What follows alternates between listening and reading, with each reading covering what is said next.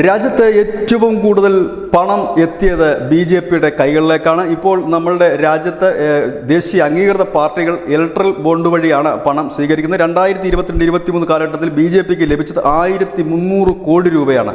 അതായത് കോൺഗ്രസിന് ലഭിച്ചതിനേക്കാൾ 7 ഇരട്ടി പണമാണ് ബി.ജെ.പിക്ക് ലഭിച്ചിരിക്കുന്നത്. വലിയൊരു തുക എന്ന് തന്നെ നമുക്ക് പറയേണ്ടി വരും. കോൺഗ്രസിന് ലഭിച്ചത് 171 കോടി രൂപ മാത്രമാണ്.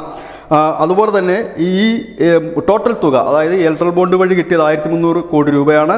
അത് കൂടാതെ ലഭിച്ച സംഭാവന ഉൾപ്പെടെ ബി.ജെ.പിക്ക് 2022-23 ലഭിച്ചത് 2360.8 കോടി രൂപയാണ് ലഭിച്ചിരിക്കുന്നത്.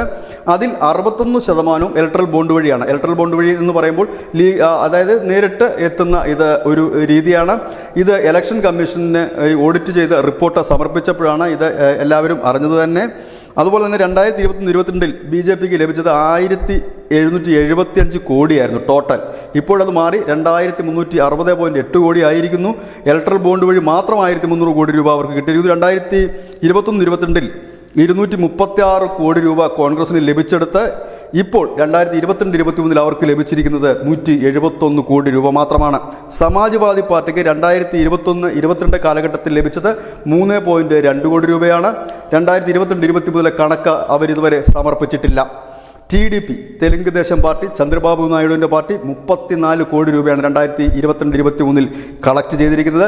ഈ പണമെല്ലാം രാഷ്ട്രീയ പാർട്ടികൾ അവരുടെ പ്രചരണത്തിനായിട്ടും ഹെലികോപ്റ്റർ ഇല്ലെങ്കിൽ വിമാന വാടകകൾക്കായിട്ടും ഒക്കെയാണ് ചെലവഴിക്കുന്നത്. ബി.ജെ.പിക്ക് ഇതേ രീതിയിലാണ് ഫണ്ട് വരുന്നതെങ്കിൽ ഒരു തവണ കൂടി മോദി സർക്കാർ അധികാരത്തിൽ വന്നാൽ മറ്റു പാർട്ടികളുടെ നില വളരെ പരിതാപകരമാകും. നമുക്കറിയാം, ഒരു രാഷ്ട്രീയ പാർട്ടി മുൻപോട്ട് പോകണമെങ്കിൽ വലിയ പണച്ചിലവുള്ള കാര്യമാണ്. യാത്രയ്ക്ക് ആവശ്യമായ വാഹനങ്ങൾ വേണം, റാലികൾ നടത്താനുള്ള പണം വേണം, ഹെലികോപ്റ്ററുകൾ എടുക്കാൻ ഉള്ള പണം വേണം. അങ്ങനെ ഒരു ദിവസം തന്നെ ദൈനംദിന പ്രവർത്തനങ്ങൾക്ക് തന്നെ കോടികൾ വേണം. അതായത് അവരുടെ ഓഫീസ് ഉൾപ്പെടെ പ്രവർത്തിക്കാനായി. ഇത്തരത്തിൽ ഫണ്ടുകൾ ഇല്ലാതായാൽ ഞെരിഞ്ഞ് ചെറു പാർട്ടികൾ ഇപ്പോഴേ തന്നെ ഇല്ലാതായി, ഇനി വലിയ പാർട്ടികൾ കൂടി ഇല്ലാതാകുന്ന സ്ഥിതിവിശേഷത്തിലേക്ക് മാറും. News desk news India Malayalam.